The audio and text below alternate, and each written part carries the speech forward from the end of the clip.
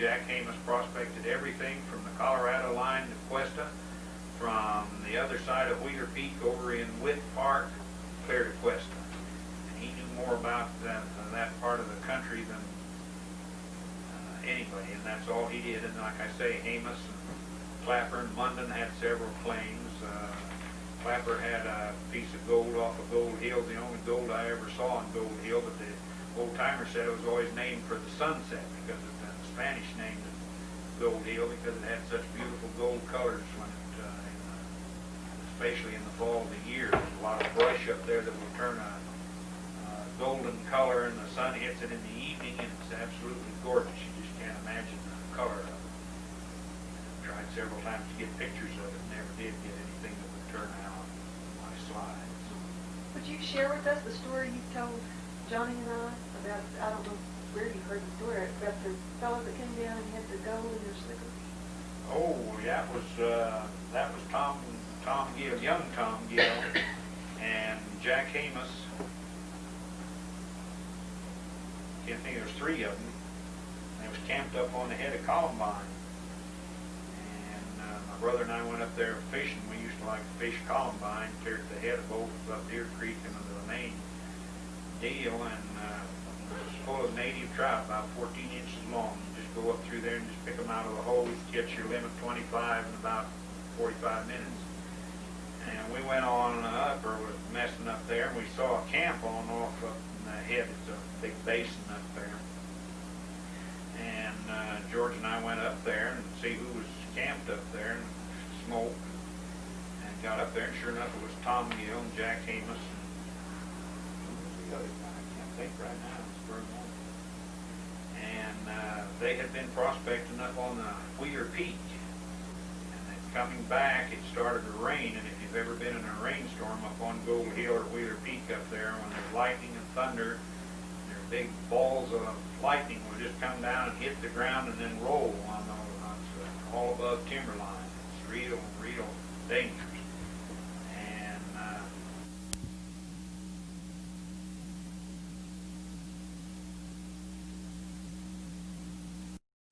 out east of Raton, down on the Colorado Plateau. And how many sections would you guess they had down there? They had 10,000 acres and more. They had quite a large, in those days, considered a large cattle ranch. you should have told the rest of the story. How about the spurs? Yeah, I've heard that. You cut that off a little short. Oh, well, what was it, Bob? Well, the fellows were out on roundup, but they just rounded up the cattle out on the plains, and they was on roundup. And that evening, just about supper time or about dusk, why these 6 Spaniards came riding into the camp, and the horses were pretty well beat, and they wanted to know if they could eat supper, which of course in those days was just courtesy to anybody that came through a chuck wagon. They had them eat, and so they got off their horses and ate supper with them. And which one was it? One of your uncles admired the spurs, or was it your dad's? Rich. Or your, okay, Uncle Rich. Rich. Admired the spurs of this one big, heavy-set Mexican fella, and he was riding an unusually large horse because he was a large Mexican, and he admired the spurs. And so they went on, and then the fellas asked if they could spend the night. So the boy said, well, sure, throw your bunk down or your bedrolls and spend the night. And so they did, and turned the horses in with the remuda to graze during the night and freshen up a little bit. And then in the morning, why, when they was eating breakfast, why, Rich again mentioned the spurs. And so they ate breakfast, and then the Mexicans asked if they could get some beans and stuff to take with them, if they needed some supplies, and they were just going through the country, so they said. And so they gave them some supplies, and when they got ready to mount up, why, this heavy-set fellow took off his spurs and gave them to Rich. And he thanked him and offered to pay for them. Didn't have much money or anything, but he offered to pay for them. The Mexican said, no, you've been real nice to us and gave us groceries. Said, you just keep the spurs. So they took off, and then along that evening then, why, here comes a posse of about 12, 14 riders coming in. And they rode into the camp and wanted to know if they'd seen any of these Spanish riders going through. And they told him, yeah, they spent the night with us last night. And he said, well, they're wanted for bank robbery up in Kansas. And the posse was chasing them. Said, how far are they ahead of it? And they said, well, at least 12 hours now, because they spent the night and they left here early this morning, right after sunup. And so I don't know whether the posse went on looking for them or not, but they were far enough, 12 hours, they'd be away down from Raton down toward Wagon Mound or down in that area, headed for the Rio Grande River to get back into Old Mexico. But that's where the spurs came That's where from. we did. Now, Bob, Isn't that right? I mean, that's the right. story they always tell I me. didn't hear all the story. You know, Bob knows more than I do about, because he used to visit with the uncles all the time. Oh, yeah. They were always very courteous. All of the miners and all of the prospectors were real courteous. I don't know why. When my brother and I were just young kids, we could go by their cabin, take them flour, sugar, tobacco, and go in and visit with them. They'd always have you to a meal or whatever. If we went fishing up to the lakes, they always asked us to bring them some fish down, and they'd fix up the biscuits, and we'd have fish and eat with them in the evening. And we did. And that was up on the, up Placer Creek, you see, when they had their cabin up. On the Golden on the Treasure Golden property. Treasure. Well, how did the Pancho, did the posse say that was Pancho Villa? Yeah, they said it was Pancho Villa, Yes, and they so said they it was assumed that Pancho the Villa. heavy-set Mexican must have Yes. been Pancho Villa. Uh-huh.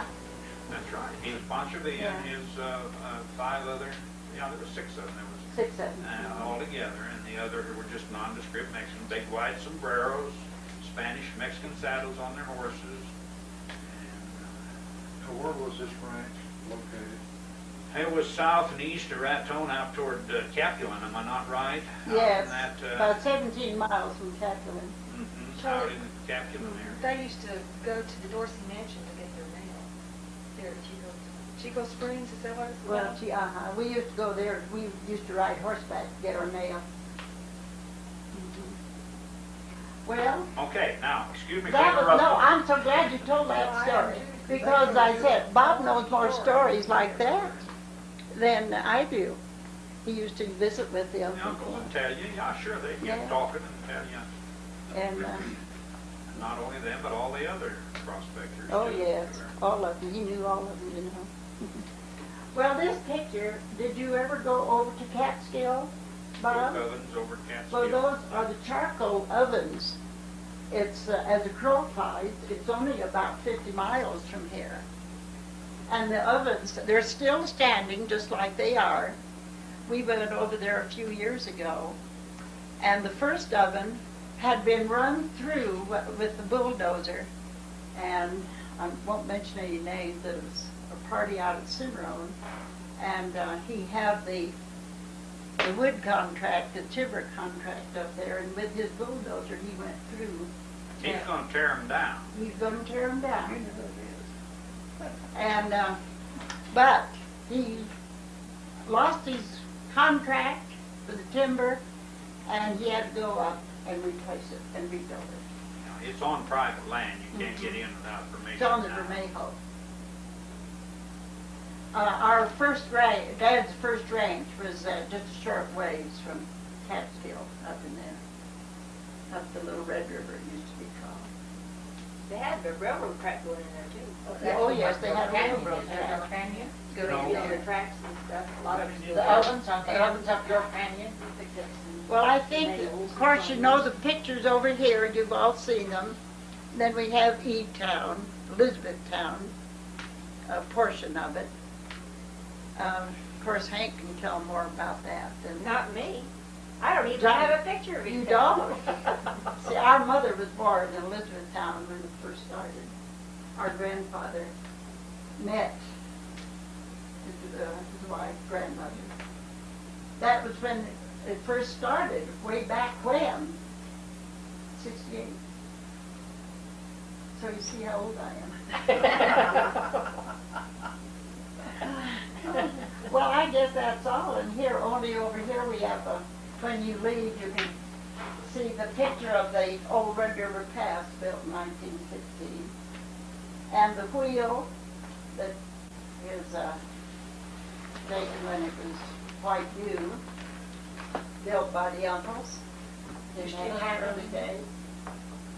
But.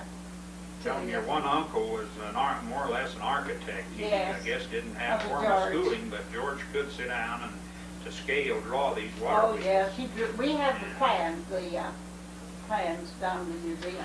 George drew that one, and then they had a big water wheel on the Golden Treasure, Golden Calf property there for their arrasta. They used them as an arasta. It was 30 feet in diameter. And that was the ore crusher then. Uh-huh. Yes. So I believe that's just about all. This is your wall over here. Well, this is Walter's my wall over here. How many Some of brothers you did knew you my have? husband and some of you didn't. Winifred, did you just have two brothers? But Were there two brothers, George and Rich? Reed. Your uncles? Reed, Oh, Reed, Nat. yeah, I forgot about him. There were They four- lived right here. Four They had brothers. a wood stove right there, and we'd come Yes. and throw the ashes out the door there, you know. Not here. Not here, In Tilly. case you want, it No, was not there. Rich Wasn't in here. A. It was Oldham. another cabin. Richard No, A. they Oldham. right here. It came right here in this room, right in here. Uh-uh. Right And there. then there was George L. Oldham. See, Now, now, Walter and I built this. oh, you did? Oh, yes. And then there This was part. M. Reed Oldham. Am I right? Yes. That's what I have. Reed, M. Reed Oldham, George L. and Rich A. Richard Rich, A. Richard Allen. And then. And our dad and your was dad Nat. was Nat. Nat. Nathan Coons. Yeah, Nathan. Nathan. Uh, And they still tell the story about Nat and Rich. Did you ever hear the story? They still tell it in Raton at the Kiwanis Club and the different clubs. And this story is about 100 years old because it's when they rode the open range. And it happened that that our dad, Nat, worked on a ranch up on the Sugar Eats. But Rich came in, it was the Palace Bar, it was the old palace. And he came in at the bar and he bellied up to the bar with all the rest of them. And this one man said, "Well, I thought I left you on the ranch working." Supposed to be Dad's boss. Rich says, "I'm rich, I'm not working for you." And he said, "Well, the boss said, when I leave the ranch and give you something to do, you're supposed to do it." Now, they're just young men now, maybe 19, maybe 20. So Rich, he's tall and slender, and he tipped his hat back on his head. He always did that. He says, "I'll tell you, I'm rich. I'm not working for you." And the boss said, "Well, I don't give a D if you are rich. When you're working for me, you're supposed to work." So later, he didn't know that they were twin brothers, and they were identical twins, and their names were Nat and Rich. Oh, I didn't know they were twins. Oh, yes, they were identical twins. Our mother used to say, "I hope I married the right one." Well, the land that this house sits on and your land around, did you get that through the mine patents, or how was this land? This land here, Uh-huh. that's another story. You want to hear it? Uh-huh. Sure. Um, Why don't you sit down if you're, maybe you're tall better. I have to stand. Oh, I stand can talk. Thanks, sit down.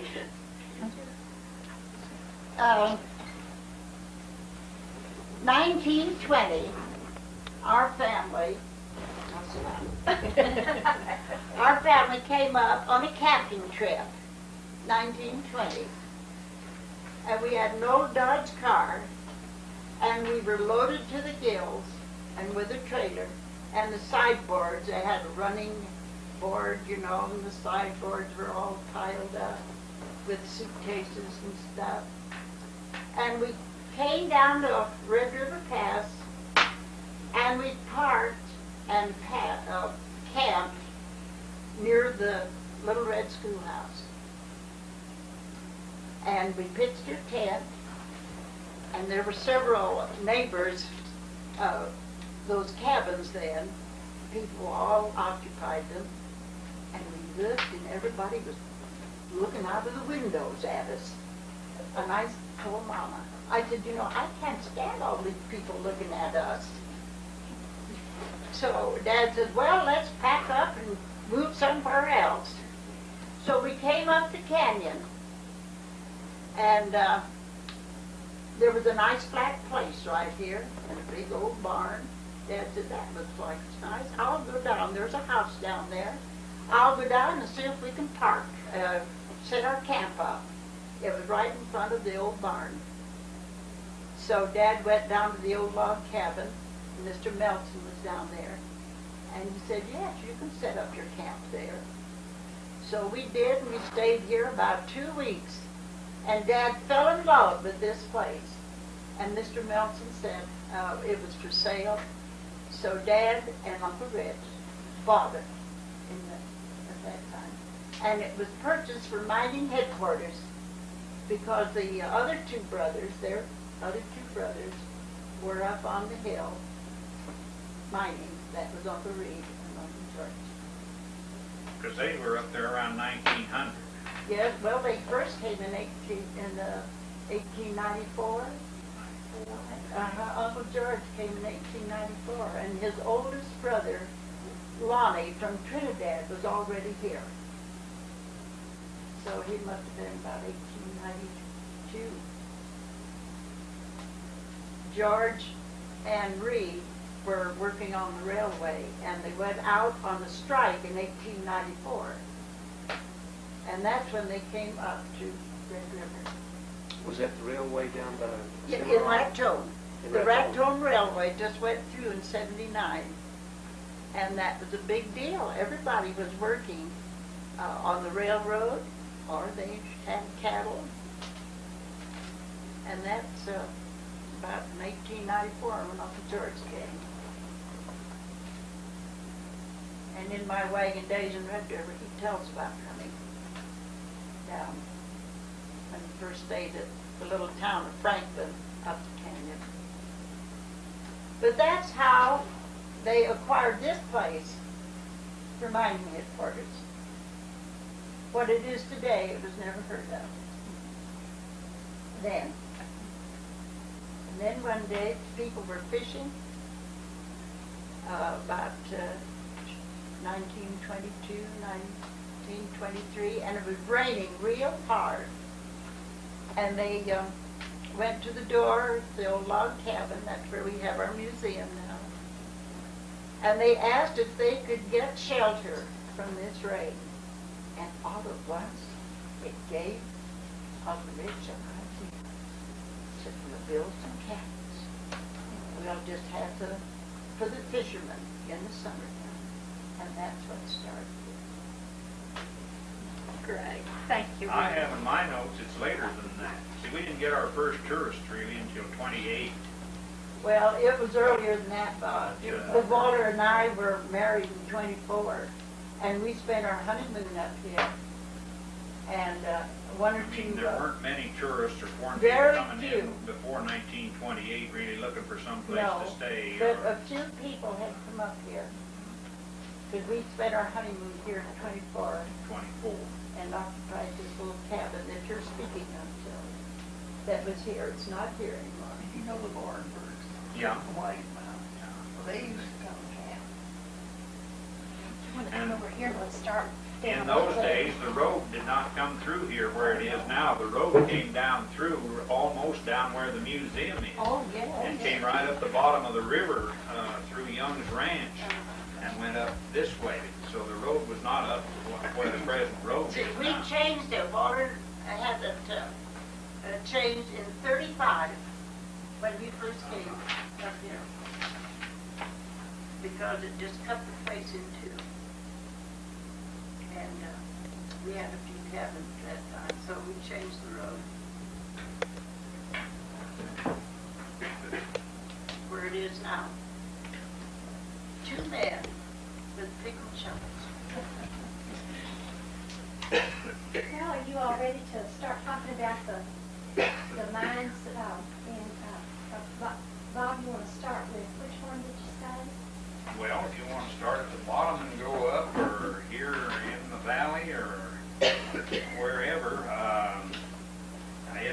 Prunty had a mine right between here and Young's Ranch and had an arasta down here and a water wheel that he ran water out of the Red River. And Uncle George built it. And Uncle George built that arasta, or the water wheel for it. And that was really That's your one. the first start of mining right in this particular area, and then it drifted up the Placer Fork area, and they did find some placer gold along up and down the canyon, mainly where the East Fork and the West Fork of Placer come together below the Buffalo mine. They had some free gold in there that they could pick up in a gold pan occasionally, and that brought in the hydraulic unit. And at one time they spent a year and a half with a big hydraulic unit trying to wash out the gold and see if it was pay dirt or whatever, so it would be worthwhile. About what time, about what year was that, just to kind I of don't guess? know whether they list the, Was it like early 1900s when that was going on? yes, Okay. yes, it was in Well, that that's time. close enough, we don't, we can go by They trivia books listed and it in get here the when they exact had time. that. And so that was the west of these, and who else was working, the hydraulic? Well, I imagine the uncles worked with him, didn't they, Well, I as far as imagine I they know, did. since They were- they built the water wheel. They were together on several. Several of the mines. mining ventures here, and I just assume now, there's no record that they worked there on that. It was called Millside, Western Millside. Mill site, yeah. Well, tell us something about their personalities, these people that were working. I'm interested in, you know, the excitement, what kept them doing that. If they had a cattle ranch, did they work the ranch part of the time? Well, And our then- dad and uncle, Rich, the twins, they were on the cattle ranch most of the time. But I think all the money they made on the cattle ranch went up to the mine for the two brothers. Yeah, they were. But they all thought, oh, of course they just Well, they knew got they some were pretty going. good veins started, didn't they? Yes. Have some Well, really, they struck a lead, they said. and it was And there hard was to get the ore out, was that it? They, the story goes, when they struck their lead and they were run out of the high water and they had to run for their life, the water just gushed in the mine. Did you hear It was that, a Bob? shaft, yeah. It was a shaft. It was a Which shaft. mine was this? That was one of the Golden Treasure mines. That was the golden treasure. Golden Treasure. Now, the misconception a lot of people have about the Golden Treasure and the Golden Calf property that the uncles had up there, you know where the old unfinished cabin is as you go out of Placer Fork up on the ridge. Well, the Golden Treasure 1 and 2 mines were on that ridge down along between the two canyons of Placer Fork. And then they had the one shaft there that had the ore in it, and the water ran them out, so then they went up the ridge a little ways and sank another shaft. They say in here that their shafts, some of the shafts were, I don't know whether I have in my notes, some of the shafts were anywhere from 75 to 150 feet deep, can you believe?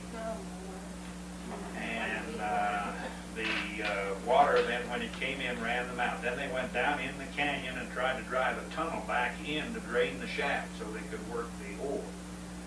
In these particular shafts, I think is where they got 1 or 2 of the nuggets that you have in the museum down there that came out of the shaft.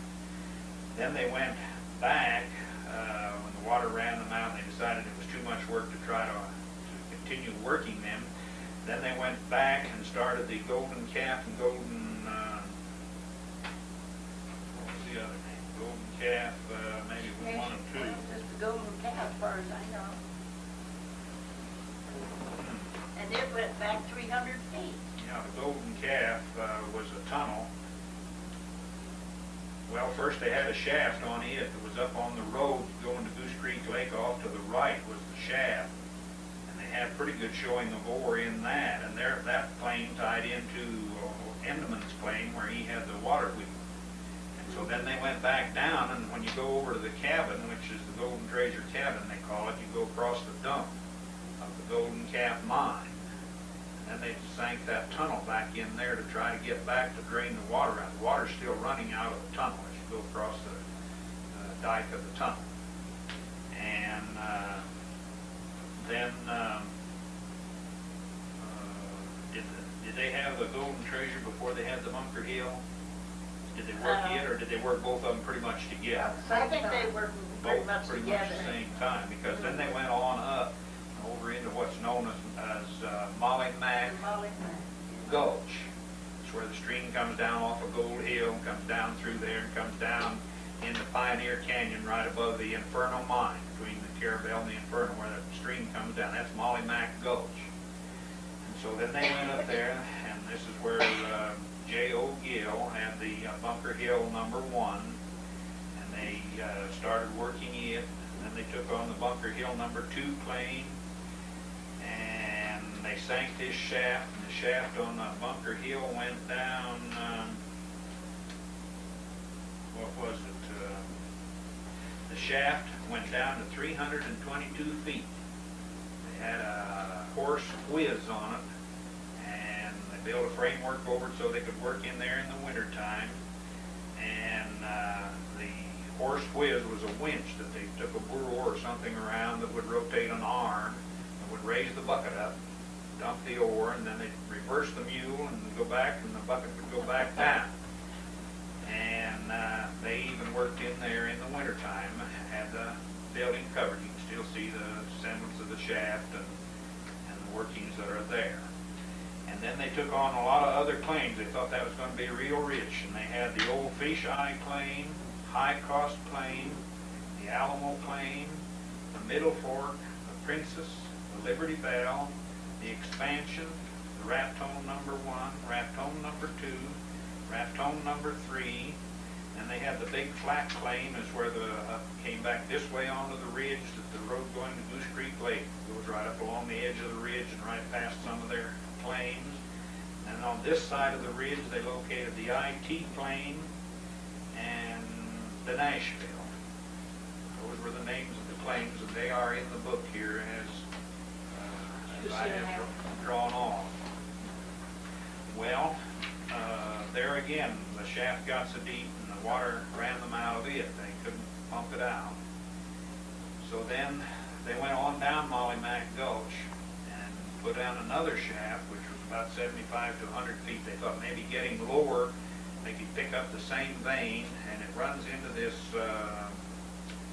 rotten porphyry, they call it. And as you'll see on a map, if you want to look at the book, page 24 shows the more or less the way the land lays in this area, and you have your chalcopyrite overburden, and then you come into your galena, which is a vein goes down through, and this is more or less in the Mississippian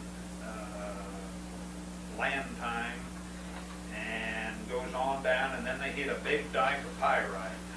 Pyrite, quartzite down through there is all rotten, and everybody thinks, all the geologists think, that down below that is where the gold lays.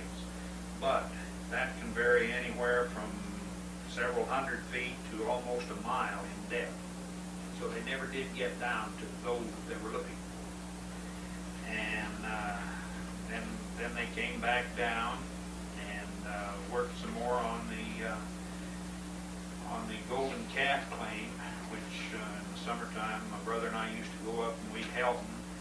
They had a wooden ore car built of wood with steel wheels. They did not have rails in those days, so they took the poles, flattened the poles, and nailed a strip of metal on top of the flattened poles on two sides to use so the car wouldn't tear up the rail, and they could haul the ore in and out of the claim. The old ore car was up there, and after World War II, when I started opening up some of the roads, which were full of trees and one thing and another.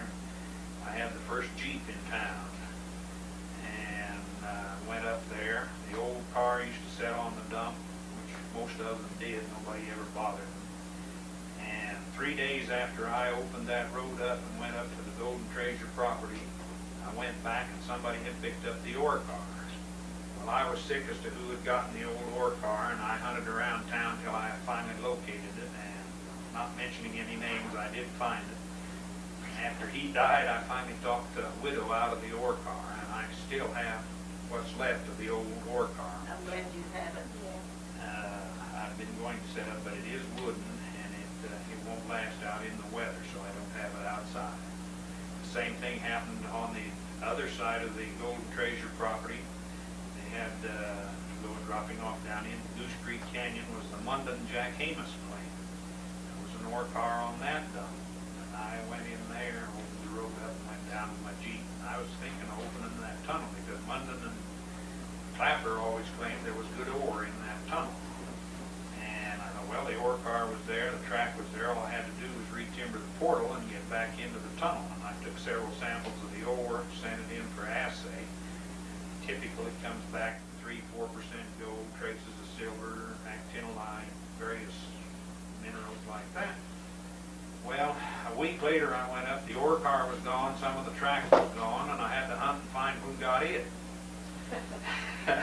Well, Jack Dunn had apparently followed me in, and he picked it up, and it was down at Little Lehman.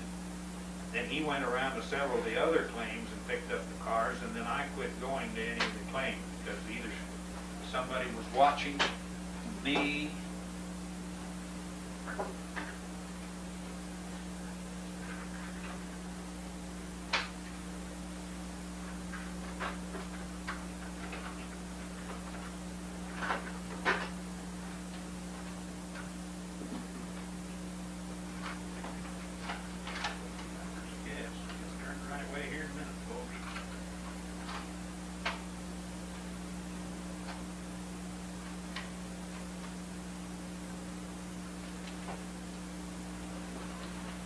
anyway, I quit going because he had picked up 3 of the ore cars in a period of at least 3 weeks, 4 weeks.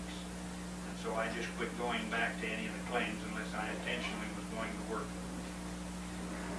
And I guess that's all the history I have on the Golden Treasure, unless you want to add something to Well, it. I think you covered it very well, more than I could. Now, up the Placer Fork Canyon, the first was the old Myrtle Mine. They had a tunnel that went in right side of the road. You still see it going up.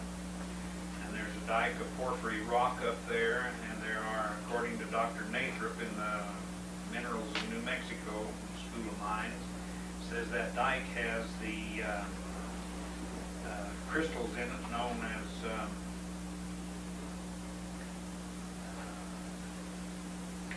name of them right now. But you can see the dike is all impregnated with these crystals. If you want to dig some of them out. The mill operated for about 2 years and then shut down. So then they went on up the canyon and came to the old Buffalo Mine, which was started and operated, what do they have on the Buffalo here?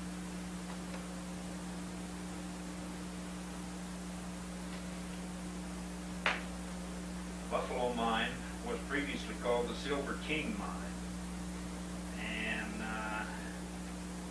they operated it in what they call the Blue Rock Tunnel. They drove the tunnel to a south-westerly direction, and the ore vein was quite rich to begin with, and this was later in 1910, the Buffalo, New Mexico Mining Company was formed. That's where they sold the stock then, and then they built the smelter on the outside and thought since this vein was running quite rich, it doesn't say how much, and I never did hear what the assay was on it. Then they went ahead and staked at least 13 additional claims, all tying together, that went both over the ridge and clear over into the South Fork of Placer, or they always call it South Fork, now they call it the East Fork. And they drove that tunnel completely through the mountain, came out into the Placer Fork, and the gold just disappeared. They tested over there, they ran samples, they went across the creek, and they never picked up the gold vein after it went through the mountain. So So that pretty well killed the buffalo. Now, they did open it back up when they had the Heartbreak Mill in the lower end of town. Jack Brandenburg, Elmer Janney, any number of the fellows went up there and they opened up the tunnel again and was going to try and bring some of the lower grade ore or some of the side veins of ore down to the Heartbreak Mill, which was down at the lower end of Red River, built in 1932 and 33. But there again, and all of the others, Dick Kushner was going to bring ore down to it from the Memphis mine. They opened up the old Independence mine up Bitter Creek to try and bring ore down to the Heartbreak Mill. But there again, it was such low grade, and that primarily was a stock promotion deal by the name of Dodd and Spooler. And when they first came in here, they practically walked in packing a pack on their back, and when they went out and sold stock in the Heartbreak Mill, they came back driving a 1920 2 or 3 Packard automobile, and then they worked the mill for about 6 months after that, and then one night they just disappeared, and that's all of the Heartbreak Mill. And Do you remember the house that's still standing there? We call it the dog house, between that Spanish eating place, you know, where I had the cafe. Where you That had was a the dog cafe? house right next to Westerby. yeah, Between us and Westerby, but it wasn't there when we came, you know. no, It was just Westerby had all that land. right. So then went on up above that, then they came to Old Man Compton's mine, will be the next tunnel going up Placerport. It was known as the Silver King, later called the Sylvia, S-Y-L-V-I-A mine. Compton worked it. He put in quite a tunnel there. I don't know, 800-900 feet of tunnel. And he had the cabin right alongside of the mine tunnel, so he didn't have to go far to get up and go to work. But he never did get anything out of it because the vein in there is in a tertiary andesite volcanic formation, and it does not carry gold. I mean, that particular formation does not carry gold. And then on above that, you come to the Jayhawk Mine, and the Jayhawk has quite a history of different ores. They sank a shaft of over 50 feet right along the side of the road, which is still set, still standing, half full of water. And then off of the shaft, you'll see in the map here, they ran back in an adit several hundred feet. And there again, they picked up traces of gold and silver, but they never did really find the rich vein on the Jayhawk. It never did pay off. This lists that there was a mill there. I never did know of a mill. There were several buildings that were bunkhouse and cook shack there on the Jayhawk back in the 30s that I remember being there. But they also took ore from there down to the Junebug Mill, and that's where Junebug Campground gets its name. Bud Kushner's dad had a mill at on the bank of the hill there above the Junebug Campground. And they hauled ore down there. The Molly Mine hauled ore up there in 1919, 1920. The Molly Mine hauled ore up to the Junebug Mill for processing. And Was it molybdenum or what they were hauling? they were hauling the molybdenum ore up there then. It was still a flotation type mill, which the concentrates will pick up molybdenum, gold, or silver out of your flotation mill. And it says here that they took out over 1,000 tons of ore and treated it at the Junebug Mill out of the Jayhawk Mine. And Bob, excuse me, did the Kirshner's have Junebug Mill? the Kirshner's did. Dick and Bud and their dad, what was the father's name? Somebody help me with it? Well, I don't know the father's name, Dick. That was Dick. Garnet's. Dick was Garnet's. Yeah, Garnet's That was Dick. Kirshner. Don't know each other. The father was the one that started all of the Yeah. mill and the mines up in Bitter Creek, the Memphis. They had a beautiful home in Raton. Mhm. It's still there. The books, this one and the one we read before, all said that there were several reasons why none of the mines in this area really made it. One was low grade ore, and it was hard to get because of so much quartz. overburden and quartz, Uh-huh. had to be crushed. The other was that some of the people really didn't have enough technology behind them. They probably could have gone farther had they had more expertise in mining. Did you ever hear that? Well, probably this is true. I don't know that any of the old miners ever went to school, through high school even. Well, how did they learn? Education. This is my question. But mining- How did they learn what to do? Did they know about Well, it? they studied, now just like the uncles, they were always studying geology, books. Did order They never- books and That's stuff? all they ever read. We have the books now. Oh, you Uh-huh. do? Oh, yes. I have 2 or 3 of We the don't mining have books mine, from so. Old Man Crow that he gave me before he And they just, passed away. Has his name in G.B. Crow, was given to me. And they studied and read and any of the old mining books. And then did the miners help one another? Did they get together and talk, or were they secretive about what they had? Do you know? I think they pretty well talked. They discussed the ore I think veins, they they did. discussed the formations, and then, like I say, there was always the geological books. You could always write to the schools of mines. Colorado School of Mines was always very helpful if you wanted information, and you could always send in your rock for assays, and they'd come back, they'd tell you exactly what was in the rock, and they could tell you and of what course it they was learned for. from all the assays they sent And in. they studied their assay reports and learned from them. They knew where they took the assays, samples in the mine, and if one locality was richer than another, then they take off on that vein. Because in your mines, in your tunnels, everything is in a vein. Your rock formation, even you can see it along the road, there is a definite vein or a definite formation that you can follow. And if one vein showed to be richer than another, then that would be the one they would follow. Another point that the books made was that there were 2 things in terms of investment and transportation.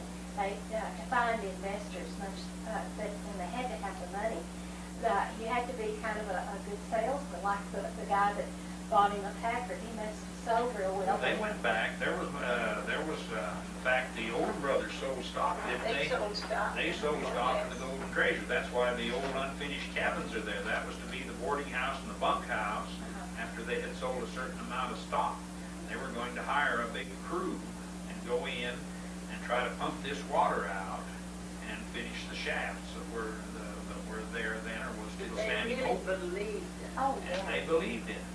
They had to, And it's because just they had like somebody with the money. the fellow up Pioneer Canyon known as Uncle Billy Anderson. Everybody called him Uncle Billy around Red River. Uncle Billy believed in his mind so strong up there one summer when I was about 14 years old, he talked my dad into letting me go up there and help him.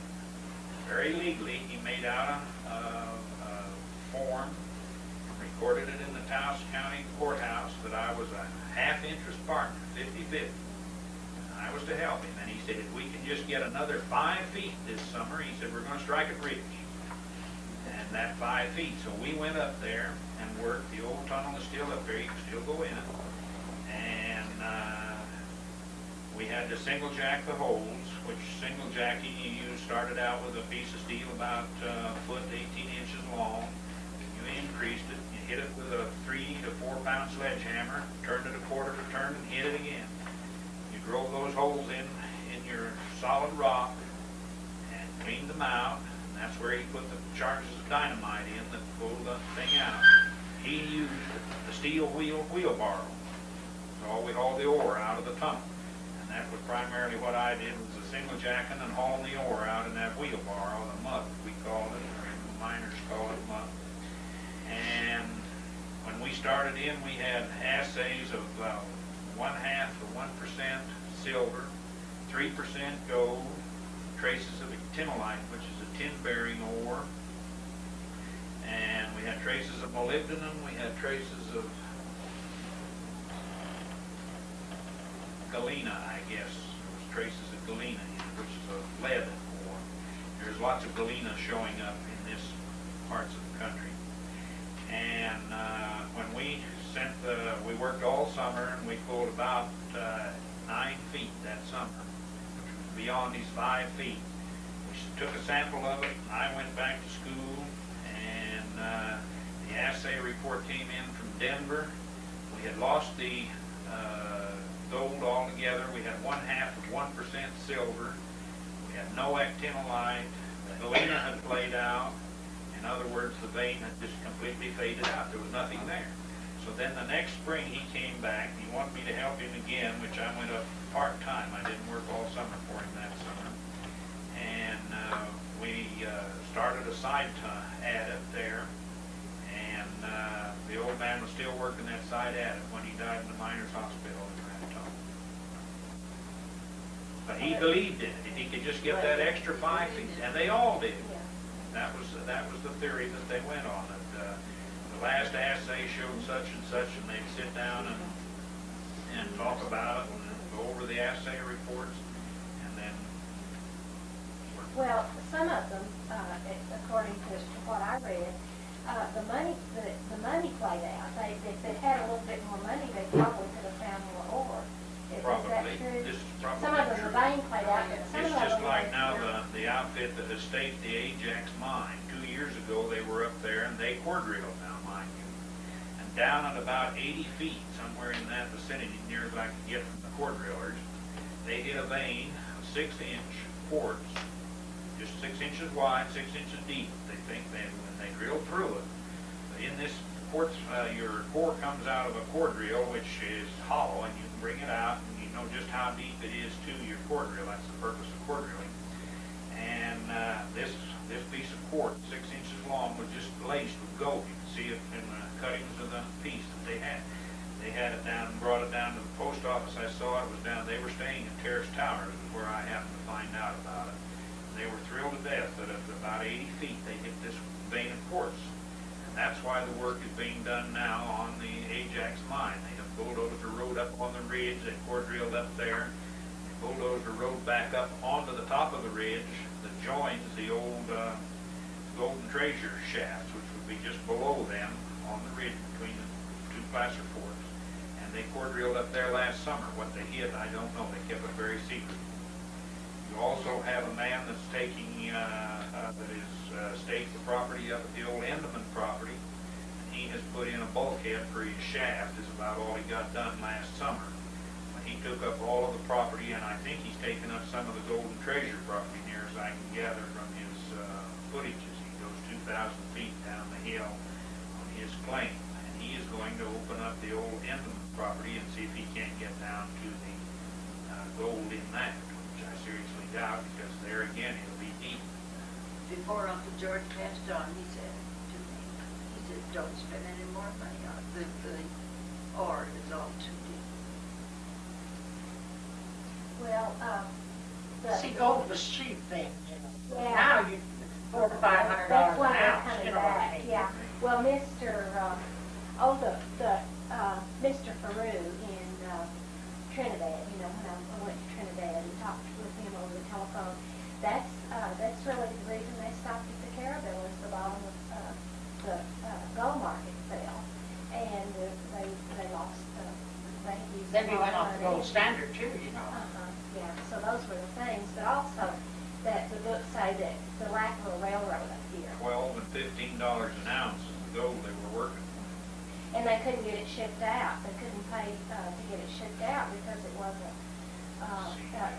to a good place to mill it, or what. Transportation was so Closest, Yep, Colorado. there was one mill at Pueblo, Colorado, and there was one mill at El Paso, Texas. Now, Gerson Gersdorf took ore off of by wagon off of the old ridge on Gold Hill of his Rebel Chief, the Shoshone and the Rebel Chief mines up there. Took it by wagon down Rio Hondo Canyon, across the John Dunn Bridge, clear over to Tres Piedras, shipped it to El Paso. And the returns from that was very, very low. I don't guess he got, $300-400 is probably all he got out of that, near as anybody could find. And they were not many people worked for wages. They just worked hoping to strike it rich. So Well, the owners did. They would hire people. You could hire help for $1 a day. Yeah. They'd go in the mines and work for $1 a day.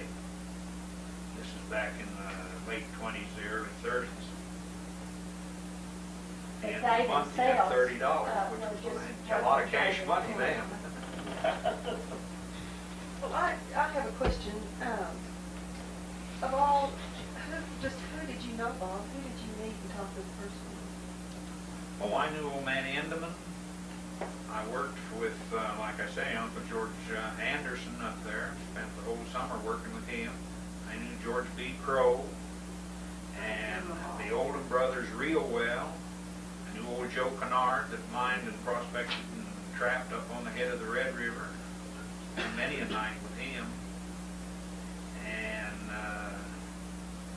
then, of course, the ones around town, old Horace Johnson, Will Johnson, worked for Will Johnson, 31, 32, and 33. My brother and I ran horses for him, and my mother cooked for Dolly Johnson in the cafe down at 31 and 32. Okay, these men that you knew, can you describe their personalities? Like Joe Kennard, he's always fascinated me. What was he? Joe like? Kennard was kind of an eccentric. Were they all eccentric? Were they all eccentric men? I mean, they had to be special men. Take one at a time and describe them for Joe us. Kennard, you know, was a Frenchman. Yeah. And, of course,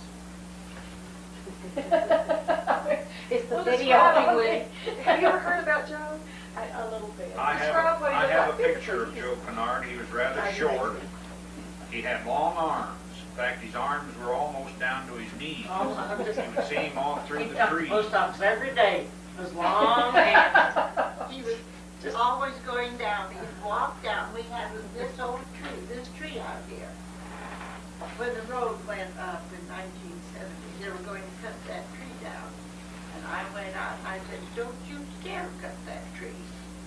Joe Kennard, we named it Joe Kennard, because he put his snowshoes, he kept his snowshoes on that tree every time he came down in the winter, you know. So we call it Joe Kennard's tree, and it's grown to be a beautiful tree now. Well, now, Bob, tell where he lived. I don't He know exactly. lived. He has a house up there, they still call it Kennard House. No, the house is torn down. Oh, is it? When has the property in there where Russell's Lake is. He had a long cabin. In fact, there was 3 cabins joined together, end to end. I mean, he built one, tied another cabin onto it, and tied the third one onto it. And it was right there on the bank. And when Jim Shuttlesworth bought the property up there, he tore the cabin down and burned it. So Now, it should the be on where the interior show. of the cabin, his old bed, his old stove, and that went up to Murphy. Lawanda Murphy, in their cabin up there, has Joe Kennard's old bed, his old stove, and some of the things out of the cabin is up at Murphy's. And Murphy brought the old table down that summer, Oh, down in Good the for her. museum. okay.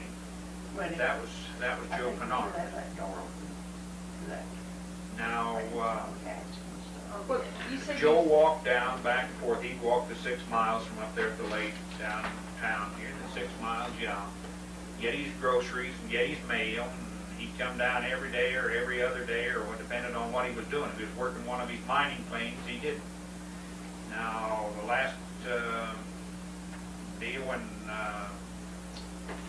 Dudley Hickman was bulldozing the road up West Fork, up to his claim. It belonged to Joe Kennard up there where, what is it up at Mirror Lake? Joe Boston? Boston bought it from Joe Kennard. That was Joe Kennard's claim, and he was having, he and I guess Boston together was having Dudley Hickman bulldoze the road up there. I went up with Dudley you all one right? Sunday when he went up to Greasy's tractor and was going to do a little dozing up there, and he said I could, he'd teach me how to run the dozer, I guess was what the deal was. I went up with him. And when we went around through where the road takes off, old Joe Kennard was there apparently waiting for us. He said, I want to ride up the canyon with you. So he rode up, and just before where the deal takes off to go to Middle Fork Lake, he wanted off, and he asked us when he'd be back. Dudley said, he said, we're going to grease the crack tractor, and Bob's going to play around bulldozing up here some on the road. Joe said, okay. He said, I'm going up to my mine up here on the hill, and he said, I'll either be waiting for you or you waiting for me, but I'll meet you here about dusk. So we said, okay. Well, old Joe went up to a mine up on that ridge. Now, don't ask me where. He just took off up through the timber there on that. And it's a steep side hill. Why he didn't go on up Middle Fork and cut back, I don't know. But he went right up the side of the hill. And we went up and worked, and sure enough, when we came back that evening about dusk, old Joe said, "Look, I want to show you what I got." And he had 3 gold nuggets in his hand. The biggest one was about not quite the size of a dime. He had one about as big as your fingernail. And he had 3 gold nuggets. He said, "I dug these out today." Now, whether you could believe him or not, I don't know, but that's what he told us. And then, of course, the war came along. We went to the war, and I was gone, and Joe then went out. Now, Joe gave all of his claims to the guy in Taos where he stayed in the wintertime. Stayed at the Columbian Hotel all the time. Well, he stayed In Carabas. there on, but he stayed down at that old Orchard Court. You remember that Yes. old, and that belonged to, Yes, But he did. Captain Hayes. He stayed there sometimes. no, what, what was the name here? See, he lived at the hotel when he died. Was it Tigers? No. I can't think of the name. Anyway, he left all the mining claims up there to him Oh. for taking care of him there at the place. And now Joe, like I say, was real friendly. He never talked about his past. Horace Johnson and some of them around town said he came to this country for his health, and that was just a few jumps ahead of a posse. And for stealing horses somewhere in Texas. And others said no, Joe said he came for his health because he said he had to live on barmy. He chewed tobacco, and he set out these big traps for bear around. I ran his trap line with him many a time. They were great big traps, about yay big. He built up a pile of logs 4 feet high, bend an aspen tree over there, and hang a bucket of honey or sugar water over this trap. The bear would climb over the logs and reach for this and fall down in the trap. I've seen him kill a bear, a good-sized bear, black bear, brown bear, 400 or 500 pound bear with a hatchet. Reach over the head and he'd like that. Bear would stick his head up and he'd hit him right between the eyes with a hatchet. Well, he left his family, and that's when he came out here. And the Indian Victor helped him run the trap line the last year or 2 before he died. And then I think old Victor went around in the summertime, he'd take the traps out and hang them in the trees. I went back around over the old trap line after I came back in 46 or 47 after World War II. I found 1 trap still hanging in a tree. All the rest of them had disappeared. I don't know what happened to them. I do know one of them was in the drugstore in Taos there. They bought it from old Victor the Indian, and I think he went around and got them and sold them. Now, what year did he die, Joe Clark? Do you remember?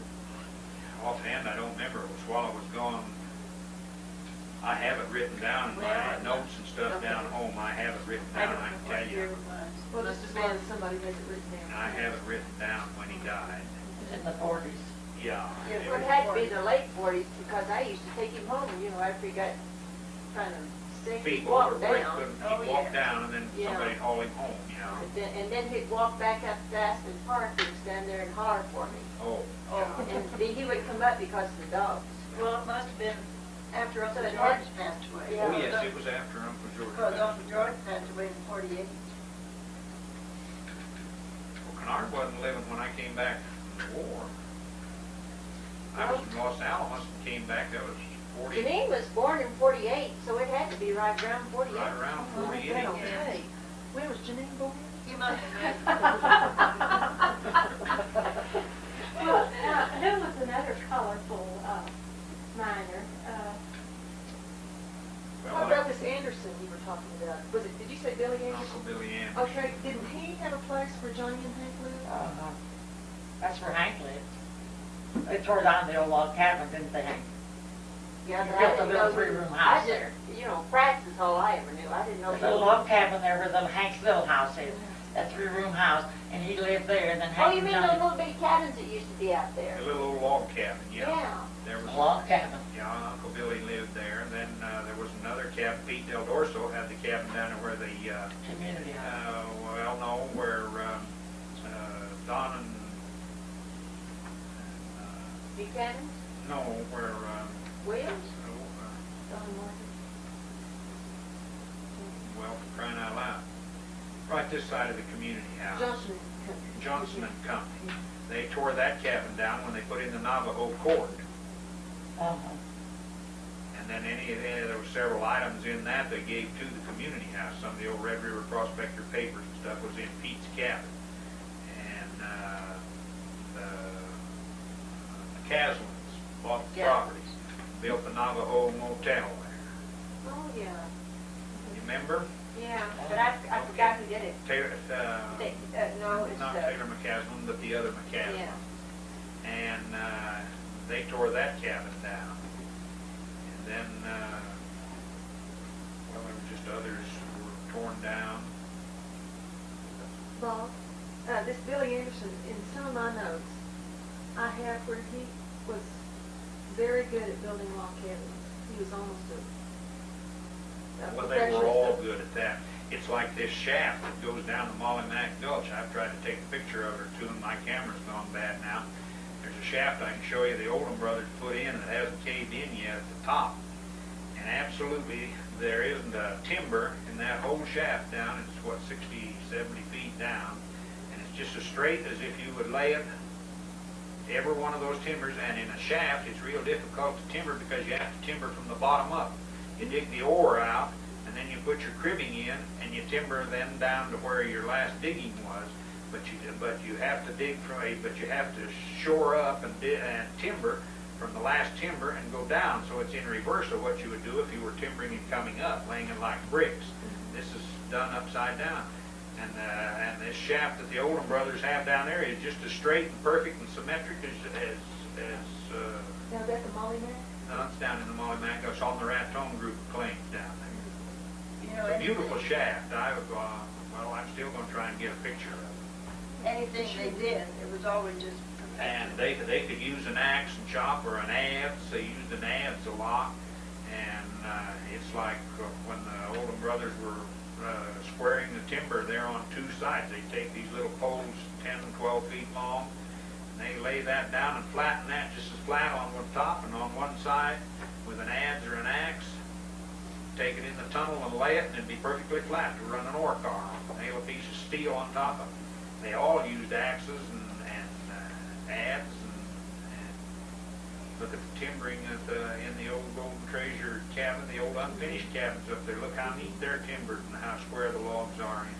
I've noticed this. For that old LaBelle Hotel, the same way. And the LaBelle, yeah, it sure was. the little mailbox that we have out here is built like a log cabin up in George built in, Yeah, just like a log cabin. they did. Both went on at the same Yeah, time. we got them timed right, I guess, we'll get another time. Oh, well, it's just like our store. They usually set and look back there every day, but I have to, but they're every one of those, it was only a minute, but every mayor cut just perfect to fit, and it looks like it was brewed that way. Now, that was Warren, Yeah, built Warren. that, but no relation. Yeah, I found that out from, John.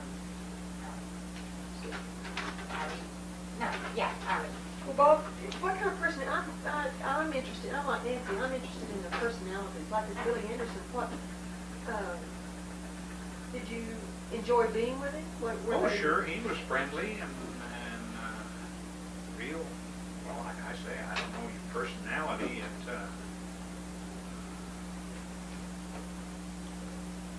I'm not sure you got to know the people that well. Well, They that's were what about I, that. that's what I. They were friendly, but they weren't. Most of them were friendly, but not that friendly. None of them ever talked too much about themselves that I know of, other than, like I say, Mr. Henderman had folks, they'd come in every summer and visit They Mr. come. Henderman, and he'd be in Miners Hospital, and he died there, He was up Bitter Creek, Mr. Henderman was. Yeah, Enderman was up there. I don't know, I just say they were ordinary Just people. ordinary people. Just Billy ordinary Anderson people, didn't and have they- anybody, he didn't have any folks at all. Who? Uncle Billy. Uncle Billy. No, Anderson, Uncle Billy he didn't have Anderson didn't anybody. have anybody. Dick Kushner used to tell us that an awful lot would never talk about their past. In No. other words, their life began when they moved here That's to the right. valley, and that was it. And he said that.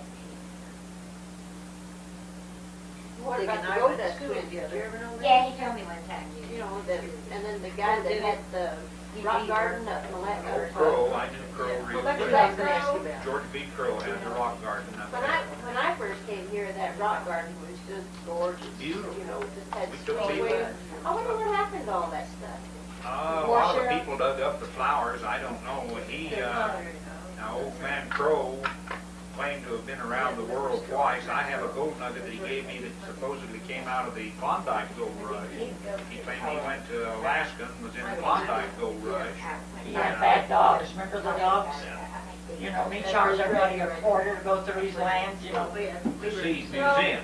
When you rode up, he would Charge a quarter, charge you a know. quarter to the tourists there. And the forest came in and he had the road open, he had the road enclosed, you know. You couldn't go. But then finally the forest came in and fenced him off. Well, what kind of museum did he have? Oh, he had stuff that he had brought around just to his travels. He had a pair of Dutch shoes that he carved out of a German propeller out of World War I in a trench. He had them there. He had minerals from all over. I mean, he collected minerals and had a case of minerals there on the wall. In fact, Ruth Yeager has his mineral case. She hauled it down. She and Pasquale Martini brought it down in about 1935 or something on a horse, and she had it in there in her Don't Red forget the River Mobergs. room. The Mobergs up And, there. yeah, the Mobergs up Pioneer, old man Moberg and Oscar and Harry, and but like you say, a lot of them you didn't quiz them about their past. If they wanted to tell you anything about it, they would. We never quizzed them about their past. And now the uncles, they talk about the ranch out there. That was how they told me the story about the spurs and how they talked. Yours is recording. I brought an empty cassette in mine. I thought I had the other one, but I didn't. Well, what happened to Crow? He died at his niece's house in Arizona. He would go down there in the wintertime. He would leave most of his stuff in that claim up there or in the cabin and go to Arizona for the winter when he got older. And but he had minerals. He had a box, like a cigar box, maybe a little longer, out of wood. It was about that full of gold specimens from all over. He had uncut diamonds from the Kimberly diamond mines. He claimed he worked in them.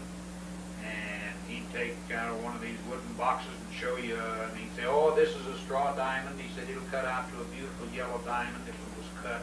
Just a minute, Bob, I'm afraid we're missing something. Not mindful. But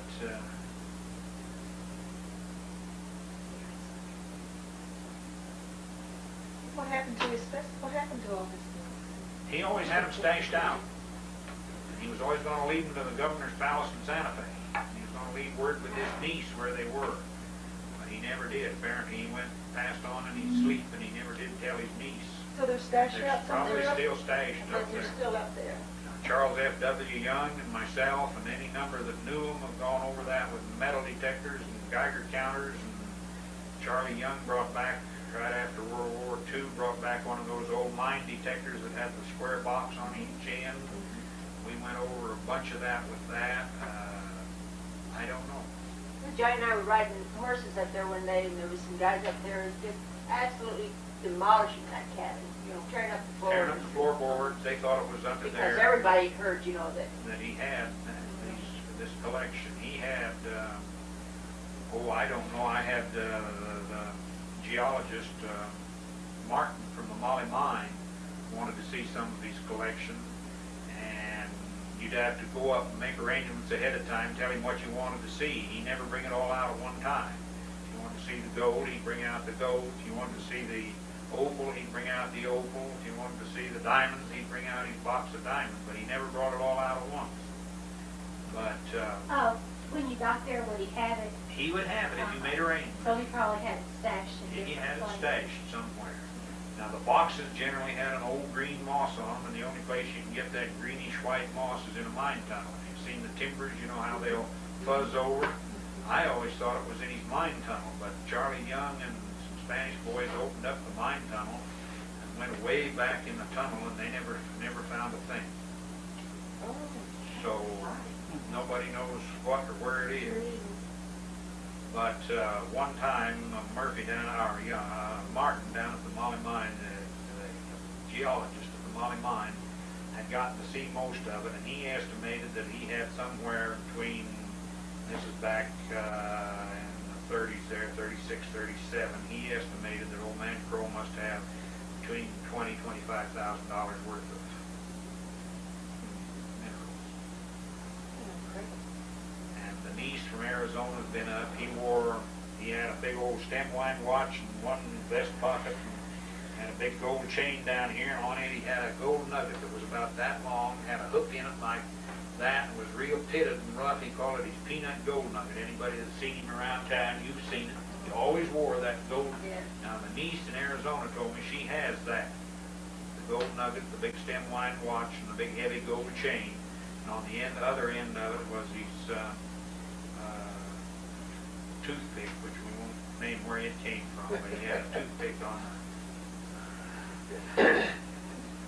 the other end of it. When they would come in, after Walter and I moved here in 35, in the spring, they would all arrive and would like to go down and talk to the uncles in the old log cabin. And I cooked, when they first arrived, I would always cook them a meal. Okay, I want to ask, what about Tom Gill? Did you know Tom Gill? Oh, yes. Real Okay, Real now, was well. he related to this Gill you were talking about a while ago? You have initials. O.J. O.J. J.O. Gill, that was, I think, his dad. The father. That was the father. Father. Was he a bootlegger? Yeah. To a certain extent, yes. He had to be. Johnny used to bring bottles home from up there all the time. And Yeah. he made He was his a own bootlegger. He was And they all disappeared. Moonshine. Like everything else, I had them out in the yard and they just all disappeared. disappeared. People would swipe them, you know. I have one bottle, one flask, narrow flask type bottle that I dug up there, and it's turning real purple. I have it in my window there. Bob, did he have mines? You know, going, not the road that's going to Queston now, beyond Lewis Ranch is Gill Hill. Okay. You Gill- mean, but not the road, That not the was paved road, it was up on the hill. Gill Hill was the hill that was below the Molly Mine. And we had a time making that in the winter time. He had a cabin there. The Oh. old man and the son had They call it- a cabin there. Still Gill Hill, we always say Gill Hill, but you don't travel it anymore. blind. Huh? See, the woman's blind. Yes, we stopped there one time, Walter and I stopped, and, because we knew him, and we went over to the cabin, knocked on the door, and he crawled to the door. He was blind. And Well, we it was a told him real who sharp we little were. hill that went up and twisted at the bottom and went up and was on the left-hand side, stayed up all the way across the Sulphur Gulch, the Molly Mine, and then dropped back down to the bottom of that cliff there where the,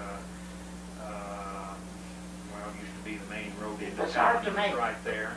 Yeah, it was. It was like Goat It Hill. was hard to make. In the days of the Model Ts and the cars on Goat Hill, you'd get up halfway and they had a place where you would pull out, and it was so steep the gas on your Model T, you couldn't get gas to your engine. It'd flood out or die out for lack of gas.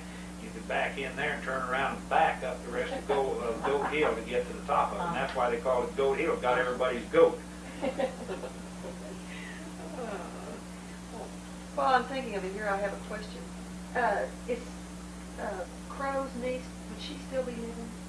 I don't know. I haven't seen or heard of them in 10 years. I just wondered, if there was an Back address in we the could 70s. contact her just to get information. Or a I record. haven't any idea if she's I still don't be know. living or not. Anybody else? Okay. I doubt it.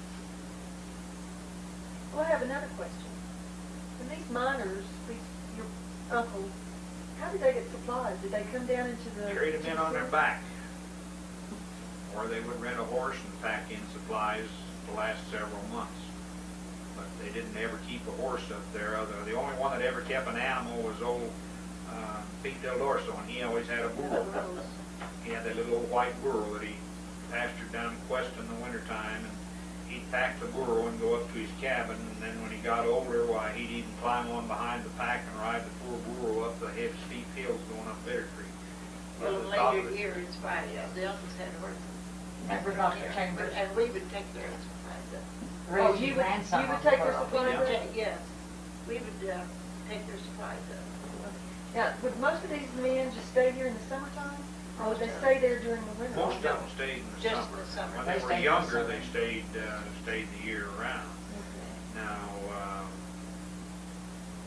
Pete Del Orso had a claim up above the Carabel, and he always claimed he knew where the mother lode to the Carabel was, but he and the Pratts didn't get along, period. In fact, they wouldn't even let him go up the canyon, follow up their road to go back to his cabin.